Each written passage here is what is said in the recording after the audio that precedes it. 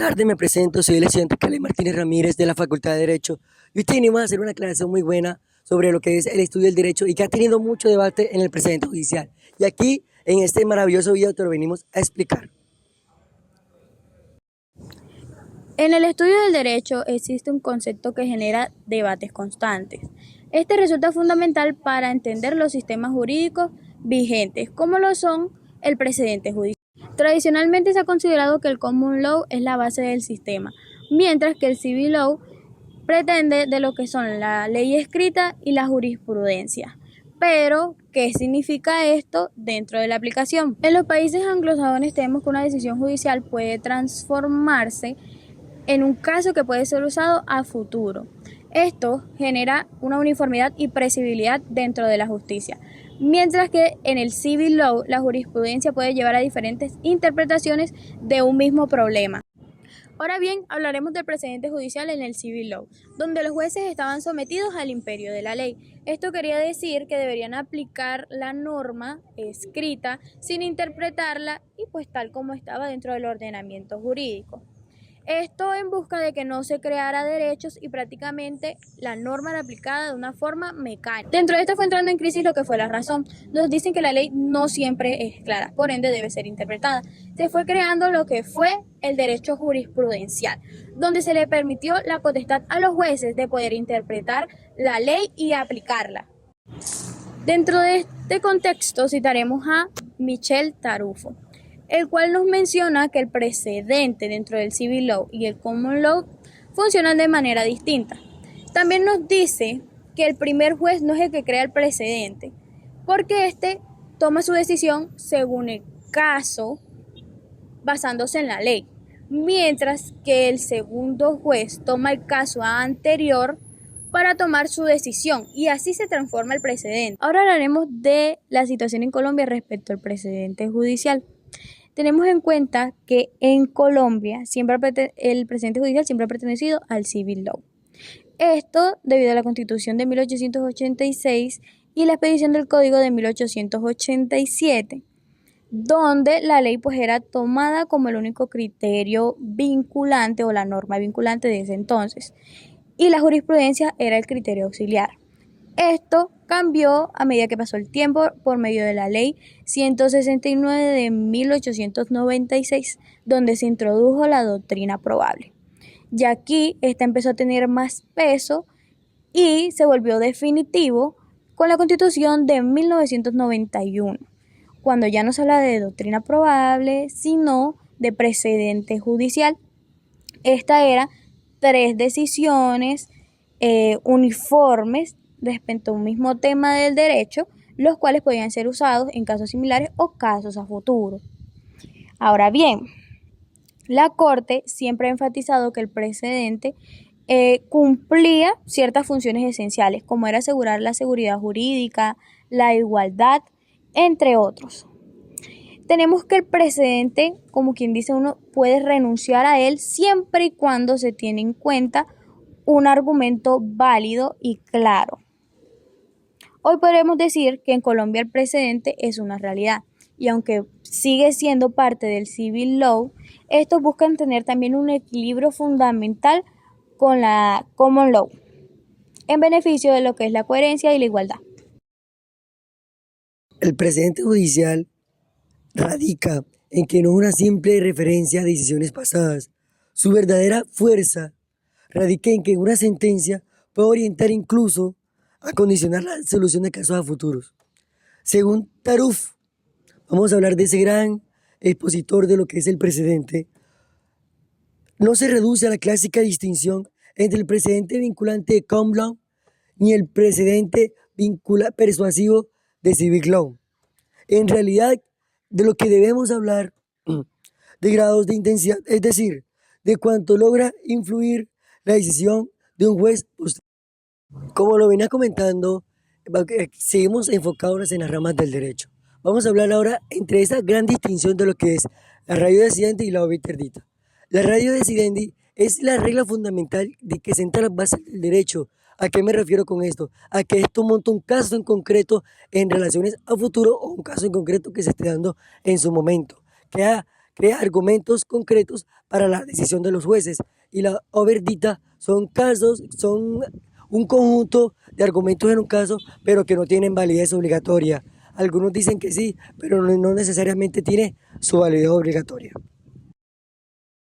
¿Sabías que, aunque tienen una relación muy pareja, los precedentes y la jurisprudencia son muy similares, pero a la vez muy diferentes? Aquí te lo venimos a explicar. Ahora te vengo a hablar de lo que es el precedente judicial y la jurisprudencia. Como te lo venía comentando, el precedente judicial no es más que una decisión particular tomada en un caso en concreto, y se puede relacionar también con un caso aplicable de carácter vinculante para los jueces. Es una decisión que puede ser universal en un caso aplicable. También como la jurisprudencia, en un cambio, elude una pluralidad, amplía las decisiones sobre qué para jueces ayuda a tomar una decisión en un caso concreto, como también puede serlo en unos precedentes. Ok, la jurisprudencia, en palabras más aplicables, es un conjunto de sentencias, decisiones de un juez en un caso en particular o concreto, que tienen de definiciones similares pero diferentes a lo que es un precedente.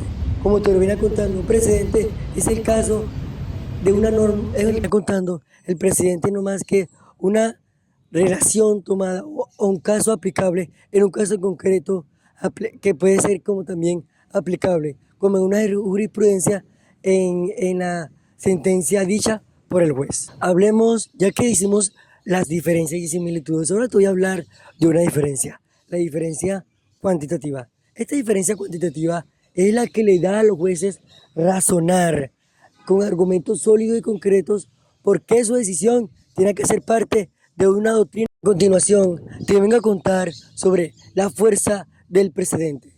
Cuando nos referimos a la fuerza, es la capacidad de influir una decisión judicial o condicionar las decisiones posteriores a casos semejantes. Como bien nos recuerda Tarov, que no basta con citar cualquier sentencia o cualquier parte de una sentencia.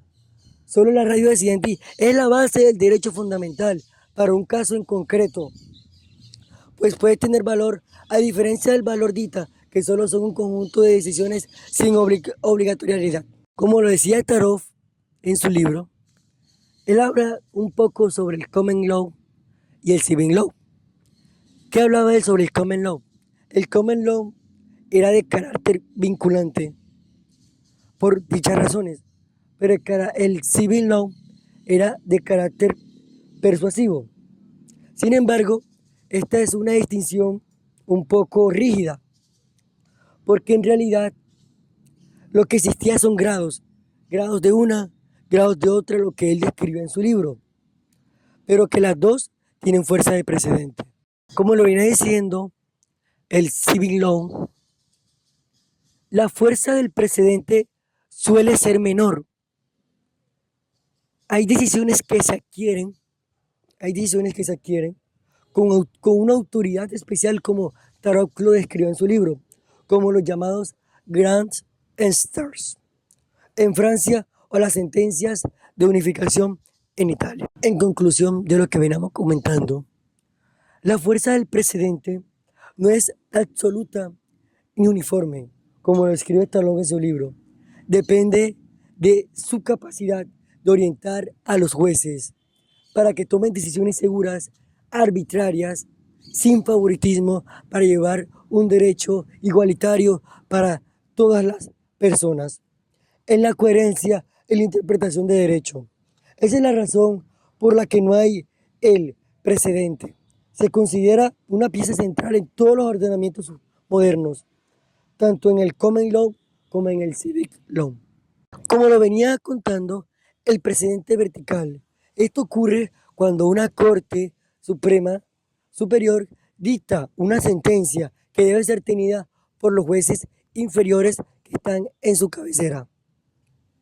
Su fundamento debe estar en la autoridad jerárquica. Aquí, sin mediar palabras, sin alargar tanto, el precedente horizontal. Aquí es cuando la decisión de un tribunal influye en otros casos o rangos de su mismo nivel. No necesariamente tiene que haber uno inferior o muy de su baja, o muy de su baja inferior. Tiene que haber uno de su mismo nivel o rango. A continuación te venimos a presentar una conclusión basada en los temas que hemos dicho, como por ejemplo sobre los precedentes judiciales que se refiere Taruf en los dos videos. Aquí te lo venimos a explicar. Como ya mencionado anteriormente, tenemos que el doctor Michel Tarufo nos menciona que el precedente no solamente hace parte del common law, sino que también lo podemos ver dentro del civil law. Y que en Inglaterra y en Estados Unidos el precedente parece también ser un valor vinculante. Tanto en la práctica, los jueces cuentan con herramientas que pueden llevar a distinguirlos y usarlos en casos futuros. María José, y cuando hablamos de carácter vinculante, ¿a qué nos hace referencia? Tenemos que el carácter vinculante de un precedente se refiere a la decisión y el criterio de un tribunal superior o de un órgano de cierre, que es de obligatorio cumplimiento. Así mismo como te lo hemos venido contando, ahora te vamos a explicar un precedente que lleva un sentido obligatorio, como por ejemplo en un precedente norteamericano. Cuando un precedente lleva una decisión injusta, el juez puede dejarlo de lado. Esto nos demuestra qué cosa, que aunque el país se ha regido totalmente por un sistema precedente, hay justicia en el derecho. Nos planteamos una pequeña duda. ¿Será que el precedente judicial es de carácter obligatorio o no? Bueno, como decía Taruf en su libro, este precedente, ¿qué nos quiere decir? Que si es clave o no es clave, o es obligatorio o es de carácter obligatorio. Pues la verdad, él se refiere más que todo a que no depende de la rigidez de las reglas, sino más bien depende de los jueces en garantizar el derecho y la arbitrariedad para todos, para llegar a una sentencia y una jurisprudencia que no sea beneficiaria ni favoritismo, sino que nos lleve a una justa relación entre el derecho y las... Notemos que en el civil law nos dice que la ley era interpretada por los jueces tal y como estaba escrita, pero esto ya es insostenible. Nos dice que la ley debe ser interpretada siempre, ya que tiene ciertas inconsistencias. Como dice Tarufo, lo claro no siempre es cierto. Ahora bien, vamos a explicar en palabras más técnicas para que todos ustedes lo puedan comprender. El precedente judicial no es un tecnicismo por los jueces, no es todo lo que está tipificado en la norma. Es una herramienta esencial para garantizar la seguridad y el derecho de todos. Como muy bien lo dijo Taruf, en cualquier sistema, ese precedente nos establece un sistema que radique en la seguridad del caso a futuro o del caso del presente que se esté dando. Aunque bien, nació en los países de Common Law y Civil Law, adaptándose a todos sus particulares. Ahora bien, para darte un detalle más claro de lo que se ha venido hablando, de lo que esta pequeña conclusión, bueno, como hemos visto, el precedente no significa ciegamente una decisión de un juez, más bien significa algo mucho más arraigado con lo que ha sido con el pasado o el presente de una sentencia. Bien, sirve como una guía, orientación del juez en la resolución de nuevos casos a futuro. La importancia no es copiar, ¿ok? La importancia no es copiar, sino como usarlas como una referencia para los jueces. Muy bien, como te lo hemos venido contando, te vamos a poner el caso de este precedente judicial un poco más en contexto colombiano, para que puedas entenderlo un poquito mejor de lo que hemos venido hablando. Ok, en Colombia existe un órgano que se llama la Corte Constitucional, que le da un papel muy arriesgado a lo que es todos los jueces, en el caso reconociendo su carácter vinculante. Te hemos venido explicando qué es el carácter vinculante. Es ese criterio obligatorio que se le da a los jueces para tomar una decisión en una jurisprudencia o en una sentencia. Ok, esto no elimina su autonomía judicial, pero sí exige a los jueces que se aparta de un caso dudoso, pero que éste tenga su justificación, criterio y argumentación sólido por qué se retira de un caso. De esta forma, equilibra la uniformidad y la atención de los particulares de cada caso. Ok, ya te lo hemos venido explicando todo, espero que lo hayas tenido muy claro. Te voy a explicar en últimas esta pequeña conclusión que te he venido describiendo. Okay. En las últimas, el precedente, ¿qué termina siendo para Taruf? Un puente entre el derecho y la justicia, que se conectan entre sí.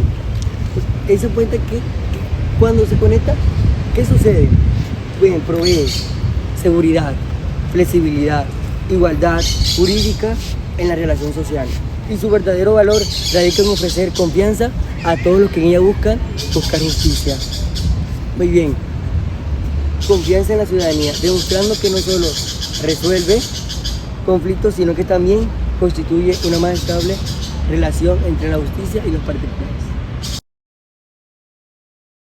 Tenemos aquí un claro ejemplo como es la sentencia 055 del 2022, la cual nos plantea que la Corte Constitucional despenalizó el aborto hasta las 24 semanas de gestación, teniendo en cuenta también 3 criterios importantes. Primero, que la vida de la gestante se encuentre en peligro, que el embarazo haya sido ocasionado por abuso sexual o que el feto venga con malformaciones. Bueno, la Corte Constitucional trasciende este caso y nos dice que puede ser usado en casos futuros, como ya mencionamos anteriormente. Tienen que tenerlo en cuenta las autoridades administrativas y también las entidades prestadoras de salud. Lo interesante del fallo refleja lo que señala Michel Tarujo. Dice que el precedente no siempre significa seguir la ley tal como está estipulada, sino que busca una uniformidad y previsibilidad en la seguridad jurídica, buscando que el ciudadano pueda confiar en la justicia. Tenemos que, en conclusión, la sentencia C055 de 2022 no solo transformó la protección de los derechos reproductivos de las mujeres, sino que también consolidó a un precedente judicial que ejemplifica lo que es el poder de la jurisprudencia. That you'll ever do. Two can be as bad as one. It's the loneliest number since the number one. One is the loneliest number that you'll ever do.